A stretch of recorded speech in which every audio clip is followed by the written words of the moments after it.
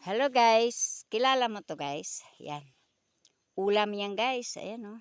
Laki. Ang laki guys, nakuha ni Maninay oh. Wow. Alam mo guys, pinakamasarap nito ihawin mo.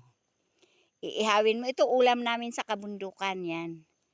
Yan, para siyang suso, pero hindi siya suso.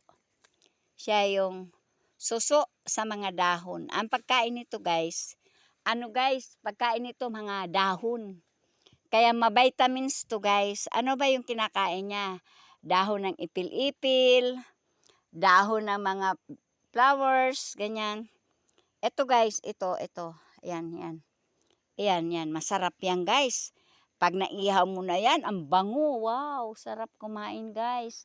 Kaya hindi na namin kailangan ang karne. Ito na ang aming karne. Salamat guys.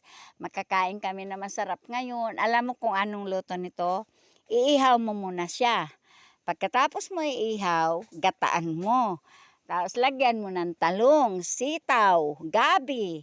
Ganun po yan guys, di ba? Bye-bye. Yan napakalaking suso yan. Suso sa dahon. Yan.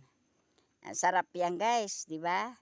Sige, bye-bye. May almusal na kami guys. Bye-bye.